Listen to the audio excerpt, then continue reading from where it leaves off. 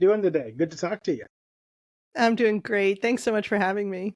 It's a pleasure having you on. I'm dying to have this conversation. There's so many people in our world who are dealing with or will be dealing with probably at some point in their life, either ill or ailing parents or relatives. So it's always good to have that. How do we support people as they cope through those difficult navigations of life in our generation? So thank you for being able to come on and give us some insights from your own personal experience. My pleasure. I like to ask my guests this question to kind of get to know you a little bit better. What's the best piece of advice you've ever received? I think the best piece of advice that I have ever received, which I have given to my daughters over and over the years, is don't judge your insides by other people's outsides. Mm, And the reason I say that is that we as human beings generate a lot of our own suffering by comparing our experience to how we think it should be. And so, excuse me. And so for sometimes that is, that person looks like everything's happy in their life and I'm struggling or fighting with my spouse or having troubles at work. When in reality, that other person probably is also fighting with their spouse or having troubles at work or having their own flavor of challenge, because that's just the way life goes. So us comparing our own real complicated life to someone else's perfect, shiny life generates a lot of suffering that is just unnecessary. There's enough real suffering. Why would we want to generate extra suffering? right. Someone said tomorrow has enough troubles of its own not to worry about Right. going and adding more to it. So Right. I love that. I'm always curious, people like yourself who have lived life, have people in their lives who come alongside them and been role models and mentors. Who are some of those people in your journey? And tell us what about them made them special. That's a great question. I think I'll list two people, if that's okay. Sure. So I came from a little bit of a challenging childhood, but I had an aunt who I didn't see that often, but I held her out in front as a kind of beacon of the kind of woman that I wanted to be. She had had 6 children. She had 5 living children at the time. And she had this beautiful garden, and she would make her own pasta sauce from scratch, and she would make pasta from scratch, and it would be hanging in the kitchen. And she would have big family dinners where, all the children would sort of bicker, but there so clearly was love there. And that was not the experience in which I was living. And I just thought, I want that. And I feel like I did create that, and I'm really proud and happy of that. And so she didn't even know she was that to me. And so for me, that's the interesting part about that story, is that she was just living her life, but I saw it and integrated it into my goals, my vision for myself, and it really helped me live a better life as an adult. So that's one. And the other is my father. And I want to tell you a little story to Sure. illustrate this. So he is a unique dude. Let me just say, he's a unique dude. I didn't grow up with him, but I did see him growing up. And he is kind of an introverted, live alone, engineer turned artist, kind of interesting guy. And he was working as an engineer. And then in his 50s, he took up sculpting. He took up art. And he was doing it on the weekends, working full time. And then at some point he decided, I really need more time to work on my art. That's what I want for myself. So he went to his job and he said, I need to work every other month. So I'll work for a month, then I need to be off for a month so I can really focus on art. And then I'll come back and work for a month.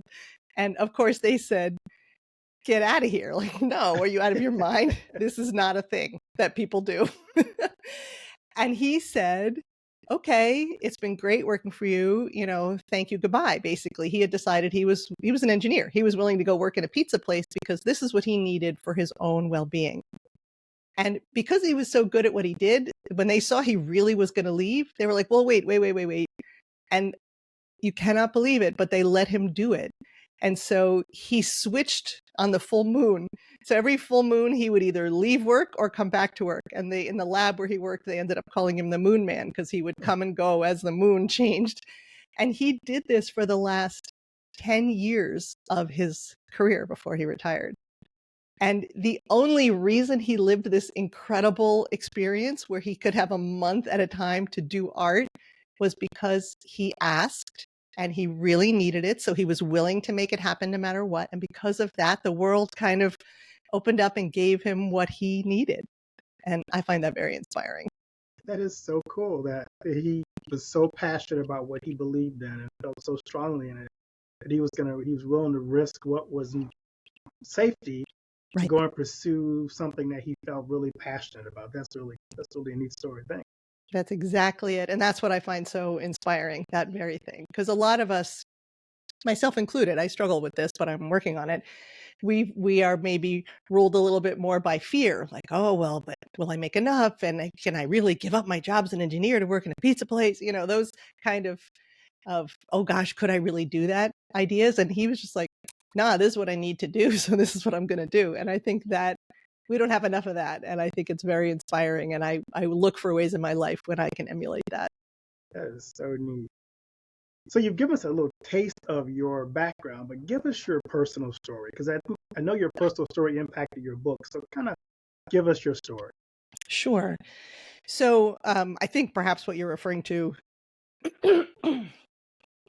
I think perhaps what you're referring to in this particular context is my daughter had an accident at one point, which really changed our experience in life. So I have two daughters, and both of them have had medical conditions, but one of them at age 12 fell off a horse that had spooked and was racing at top speed, and she fell onto her head, dented her helmet, which shows how much of an impact there was.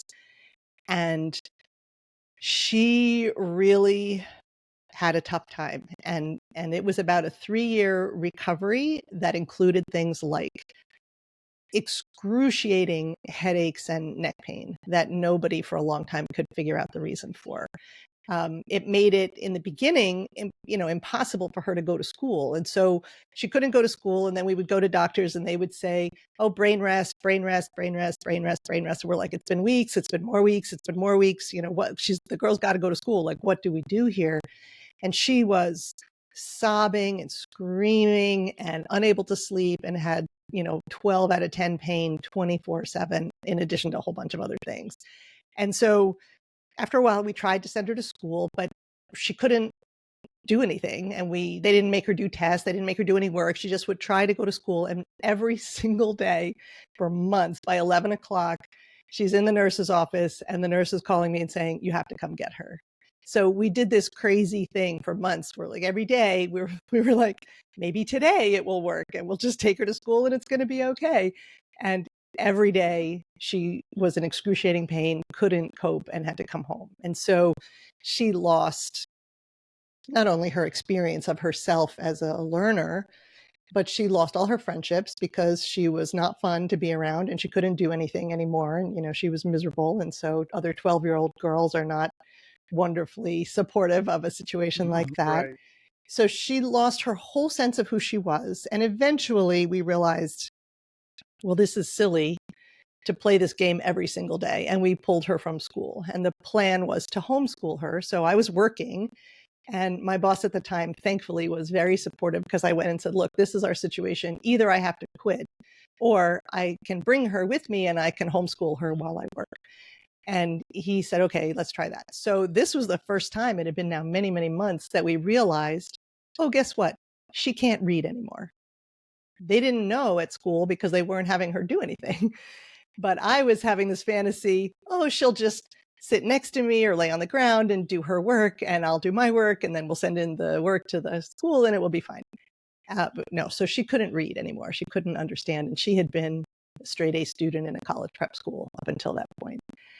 And so that was a big, like, oh my gosh, this is very different. Like, this isn't just like, well, let's wait a few more weeks and she'll go back to school again.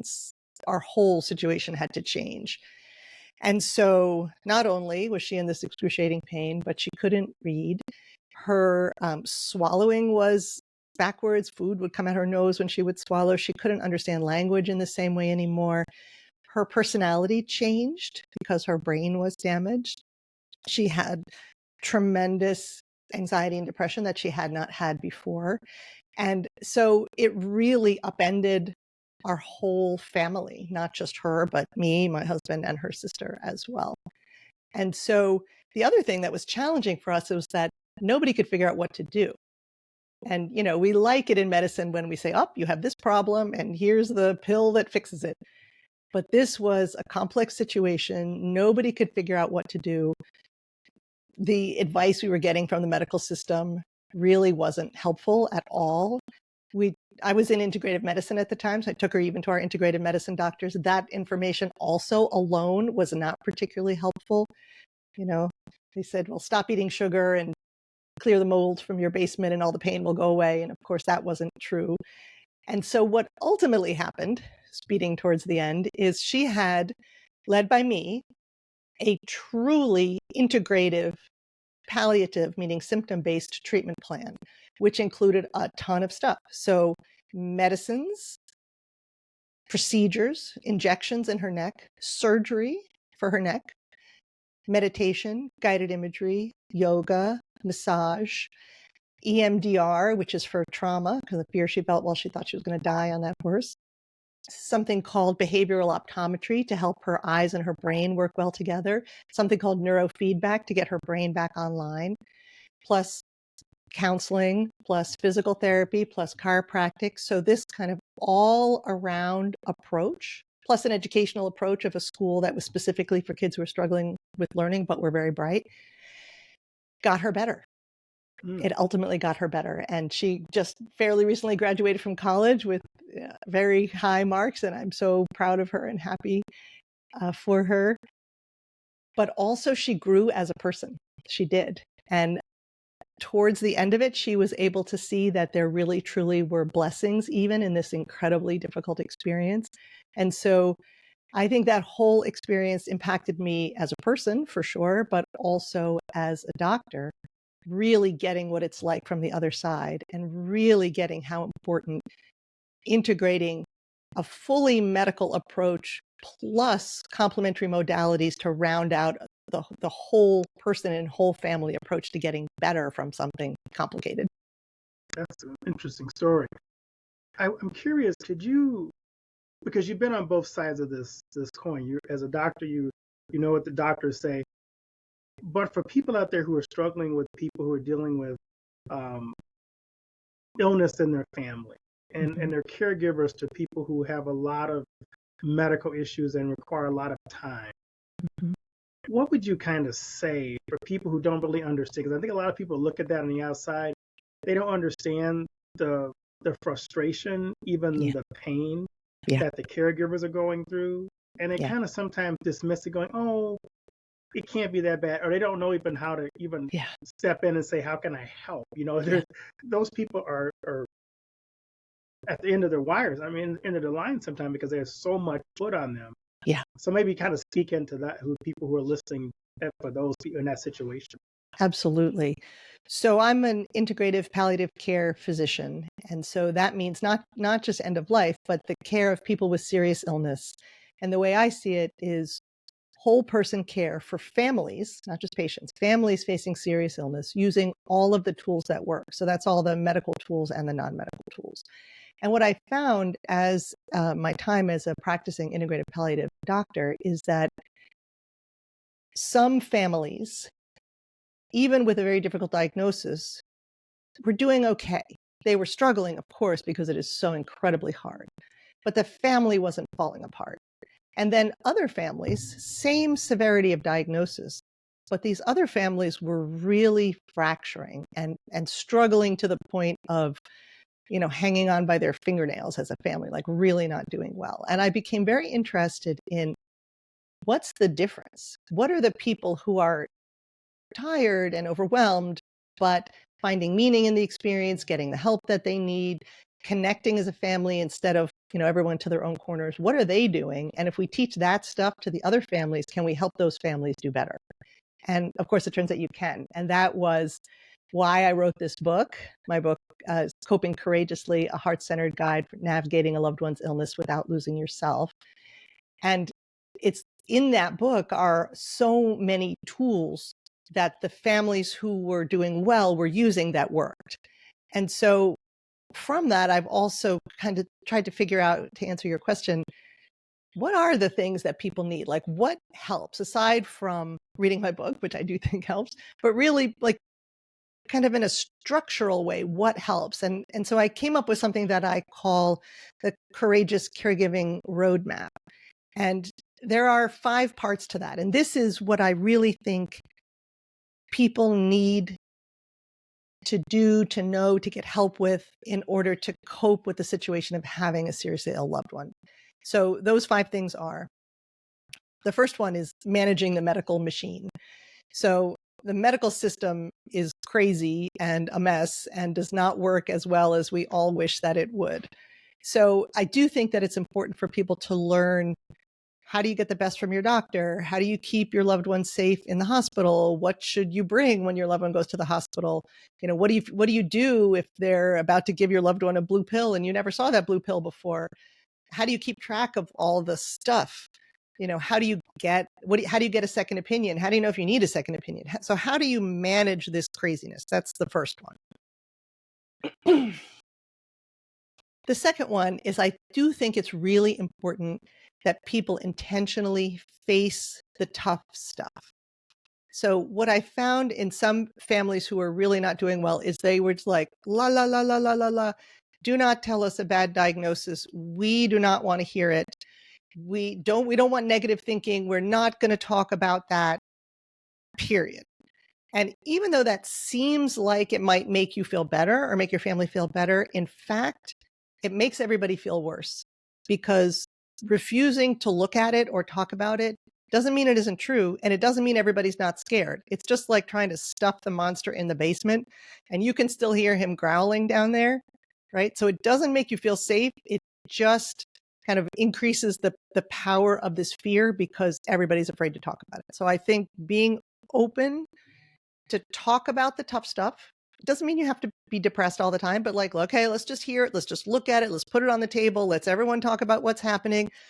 It takes actually away some of the fear and away some of the power of the difficult stuff. So that's 2. So first was manage the medical machine. 2 was be willing to face the tough stuff and look at it, talk about it.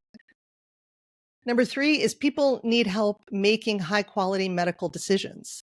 Because if someone you love is sick, there's 40 million decisions to make. And often caregivers are left to make it all by themselves, and they've never had to do this before. And they don't know, like, should we take away the car keys from mom? Should we, we're having trouble caring for dad at home. Should we put him in a facility or not? But we said we wouldn't. So should we, how should we get a new doctor? We don't love our doctor. How do I make my siblings do the stuff they're supposed to do when they're not doing it? Like, how do I cut them off? Do I not? So there's a million decisions. So I think learning some skills in decision making, and there are some skills in decision making, that helps. That's 3.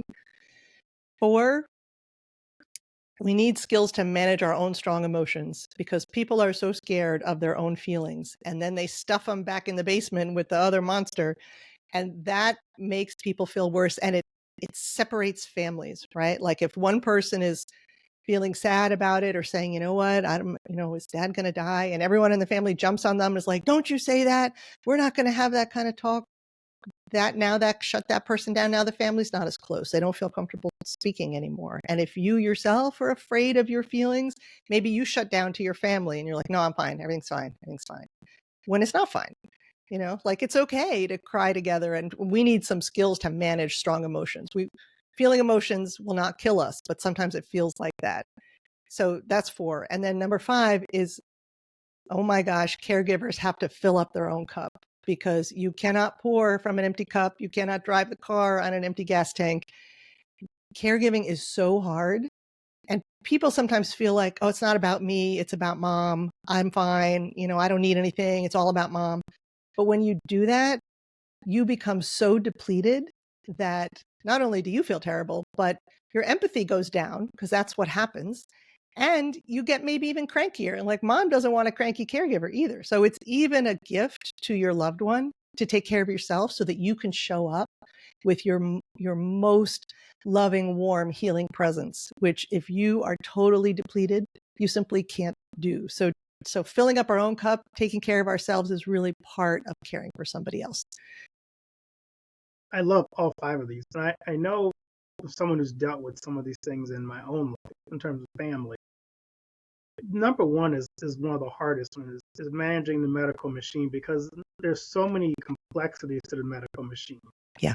You got the insurance component. You have just the doctor interaction component. I just had a doctor on my podcast, and we were talking about how, especially like people who don't have the resources that others may have, maybe because of where they live, because of their background, their ethnicity, that sometimes the doctors are very short with them.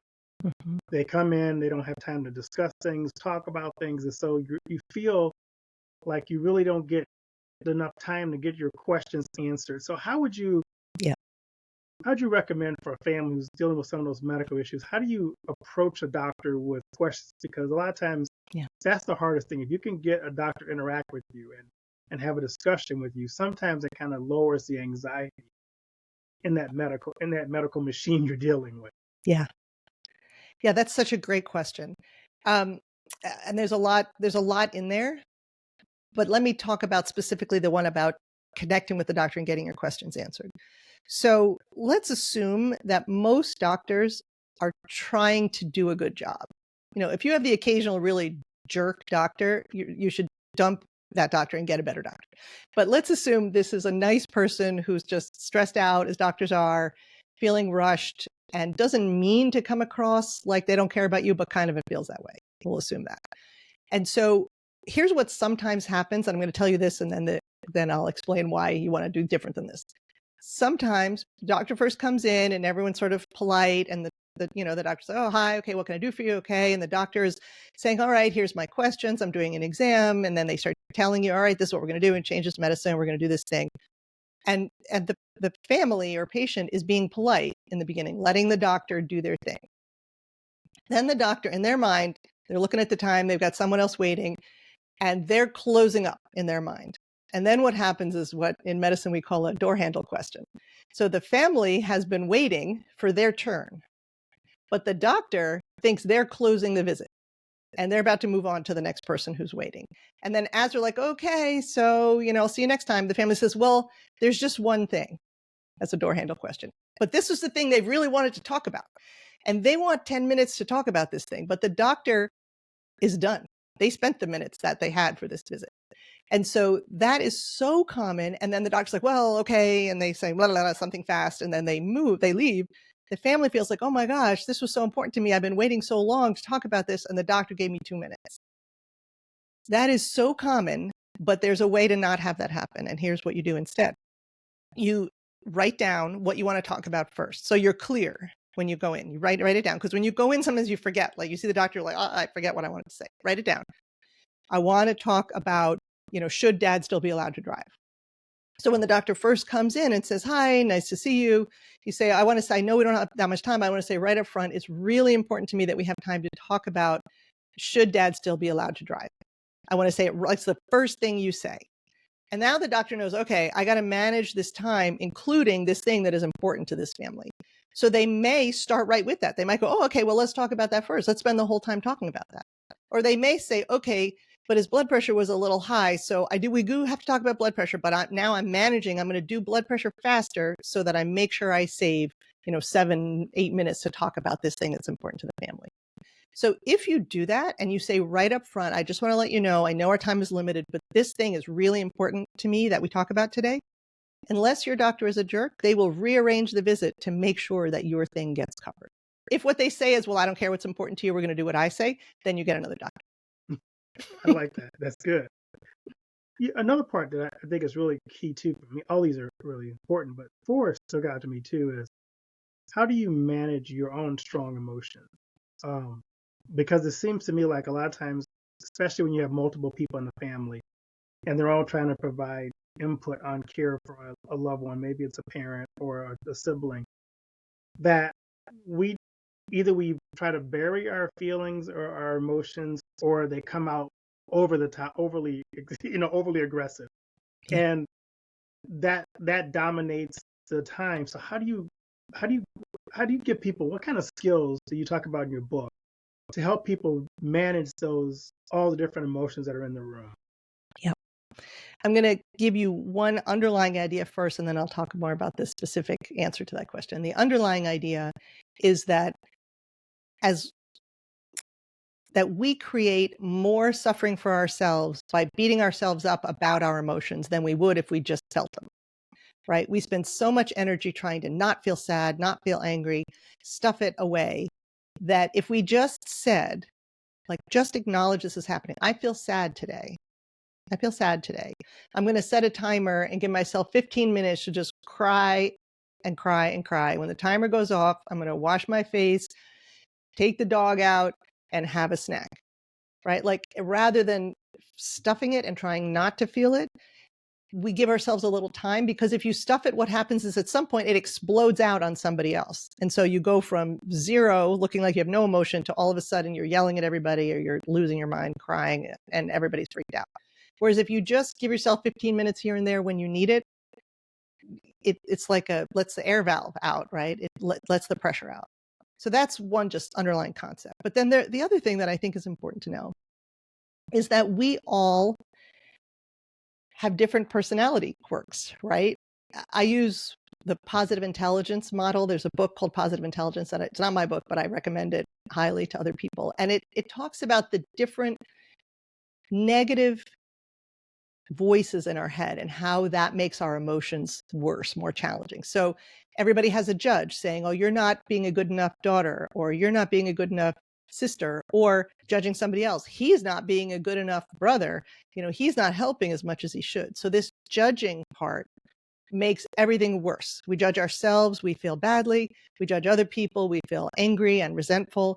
And if you start an interaction with another person and you're bringing your judge and you're angry and resentful, boy, are they going to be defensive, and all of a sudden everybody's fighting, right? Whereas if you didn't bring that judge, you brought compassion instead, like, hey, this is a hard time for all of us, huh? Nobody's fighting. So a big part of this is prevention of unhealthy emotion, like everybody's fighting, by noticing our own stuff. So the judge is one. Another, the language that this book tends to use is called saboteurs. So the negative voices he calls saboteurs. So other negative voices are the controller, right? Some people are super controlling. So you show up to be helpful and you're cleaning up the house, mom's house, and one of the siblings is like, oh, you're doing it all wrong. What is wrong with you? Why are you even bothering to clean if you're going to do it that way? They're trying to control the situation to make themselves feel safer. But now the person who was helping, now they're annoyed, right? Now all of a sudden there's negative emotions in the house and we're fighting. And so learning about your own stuff so that you can see it and calm it, and learning skills to calm it, deep breathing skills, mind-body skills, noticing, oh, I was just about to judge him, but how about let me not do that? Let me just go in the other room, put water on my face, take a couple deep breaths, and be like, wow, that was my judge, but that is not going to be helpful. So let me try to lead with empathy instead and say, hey, it looks like you're having a hard time today. Me too. This is a really hard time. We're sad about what's happening to mom. And when you lead with that, all of the difficult emotions get smaller. And if what you're left with is sadness and grief, those are perfectly fine, normal, healthy emotions, and you shouldn't try to make them go away. You should allow them to come. They'll be there for a while, and then allow them to pass, because it's just part of being a human being. That's so helpful. I was thinking about your last one too. This is the one I think a lot of caregivers struggle most with. That either you develop a martyr complex from this one, or you just don't think you deserve any more, and you feel guilty giving yourself that time to fill your cup. Kind of spend a little bit of time for those who are feeling that way, that it's just selfish of me to think I need time for myself, because if they don't do, like you said, they're going to burn out and it's not going to go well. So maybe kind of give them a word of, it's a permission maybe to take care of themselves. Exactly right. Yeah, I think almost every caregiver feels this way. So if you're a caregiver and you feel like, oh, it would be selfish of me to think about myself because it's really all about mom or dad or my spouse or my sister or brother or my friend, you are in good company, because almost everybody feels that way. However, it is not helpful. And this is the way that I think it's most helpful to talk about it, is that it's not just, oh, you deserve it, you should take care of yourself, which is true. You do deserve it and you should take care of yourself, but people have trouble receiving that sometimes. But the truth is, you will be a lousier caregiver if you allow yourself to get depleted.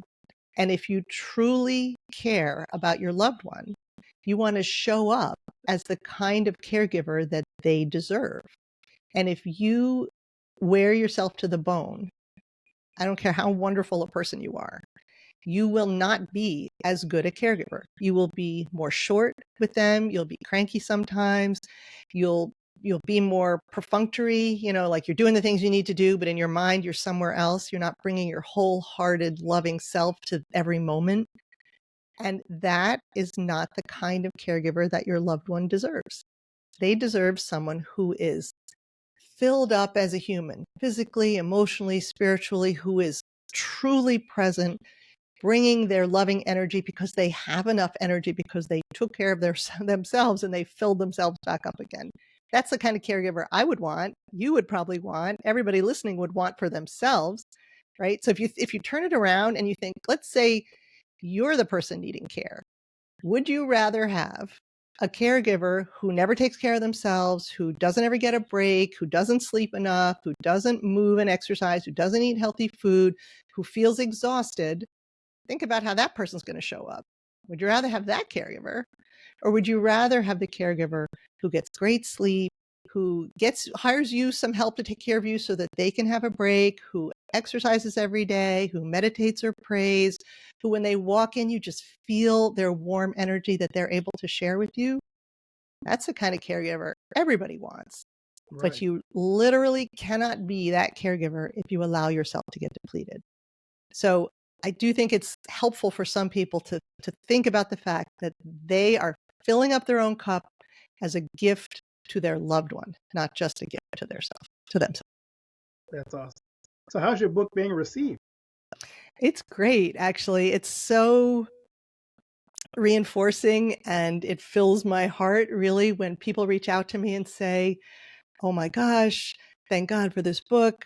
It helped me at 4 a.m. when I was so worried about what was happening. It helped me figure out how to work with my siblings. It helped me give myself permission.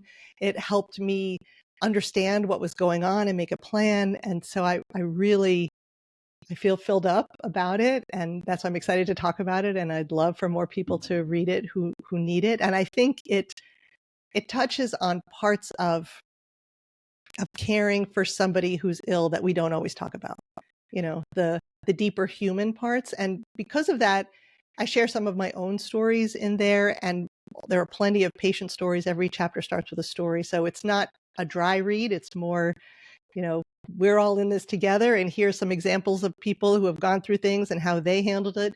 And here are some things that I have gone through, and here are the things you're going through, and here's some things that might help you with what you're going through. So I feel like it's a humanizing book. We're all on this journey together, and hopefully it lifts some people up. That's awesome. I love to ask my guests this question. What are you excited about in this season of your life? So in this season of my life, I made a big decision. I am excited about elevating the way serious illness care happens.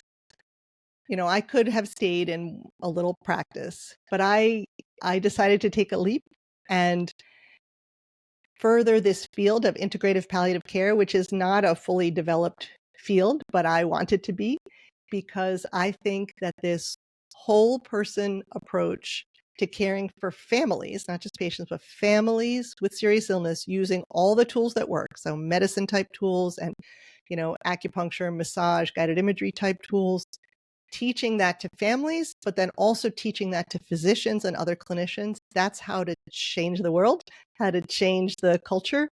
And that is what I'm dedicating this next part of my life to. It's so funny. I can see in your vision for what you're doing now, the two role models that influenced your life and your decision. Oh, how interesting. I never thought about that. Tell me what you mean. Well, your aunt who showed you kind of what it's like to live in a system where you were loved and cared for is what you're trying to develop for families. Yeah. And taking that leap it's what your dad did, going outside of what the norm is and do something that's outside the box. That's maybe something you never thought about. It hasn't been done Wow. before, but you're using those two influences to kind of shape what you're doing. Well, you might make me cry. Thank you so much for that insight. I never thought of that before, but I see it 100% now that you've shown a light on it. Thank you for that. Yeah, no, you're welcome. I just that's why I always ask those questions. I can often see the decisions people make by the role models they were impacted by. So you Wow, kind of see that being driven through the decisions they make for the future. that is so interesting.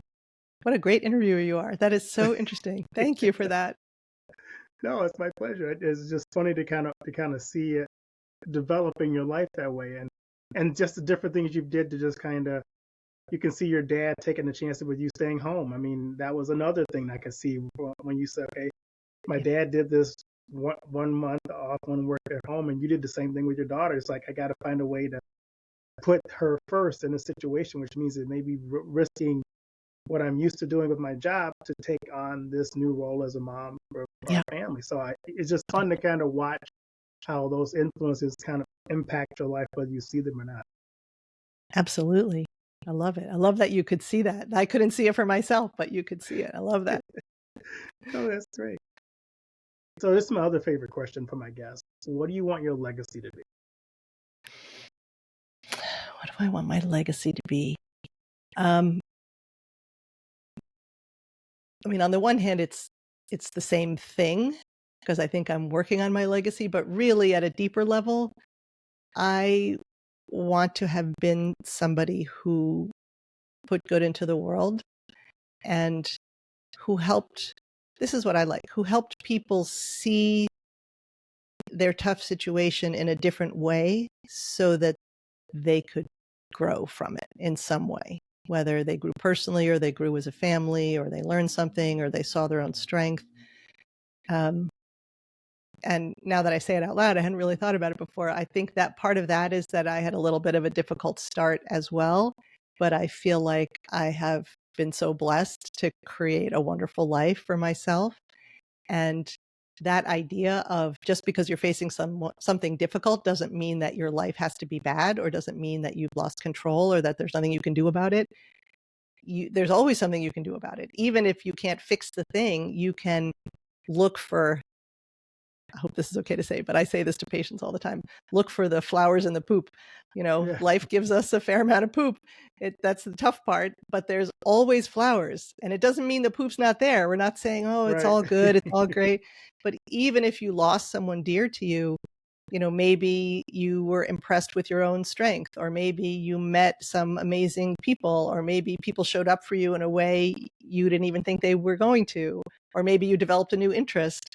And so no matter what the poop is, there's always flowers we can find. And I think inspiring people to see that and learn that so that people going through hard things can grow. That's what I hope to spread a little bit in my little corner of the world. That's I love that. As we wrap up today, what do you want the key takeaways for the audience to go away from our conversation?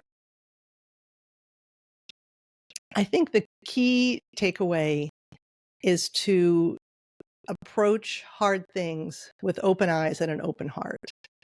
And so that means don't stuff the hard things, be willing to see them, but don't get sucked into the hard things either. Bring your lightness, your love, your laughter, your caring. You can do both of those things at the same time. And that, I think, is a theme to what I teach in general, is hold space for two what might seem like opposing things at the same time. So you can be angry and loving at the same time. You can be tired of caregiving and still love your person deeply. You can be afraid and also hopeful. You can look at things honestly and still bring your whole loving self to it. So making space for all the stuff. It's basically the poop and the flowers. Making space for the hard stuff and also making space for the hopeful and light stuff at the same time. I think if we approach walking through the world that way, it just works better for us and for the people around us. Awesome. Where can people find your book, Coping Courageously, a heart-centered guide for navigating a loved one's illness without losing yourself? Indeed, they can find it on Amazon. They can get to it through my website, copingcourageously.com. And they can reach out to me too through the website, which you can get to integrativepalliative.com, or copingcourageously maybe is easier.com. You can reach out to me through email there. And if anybody wants to chat about anything or share their experience, or learn from me or connect or give me guidance about how best to help people, I would love to hear from people. Well, thank you so much for taking the time and for writing this book, because like I said, we're all going to be dealing with some part of this, some part in our life, most likely. So Yep. You've given us 5 really helpful skills and courageously caregiving roadmap to kind of walk through that journey with ourselves and our families, so that we can be the kind of caregiver that our loved one needs in those moments where they're the most vulnerable. So thank you for what you do, and blessings on the work you're doing. Thank you so much. And thank you for having me and for this really inspiring conversation. Well, thank you.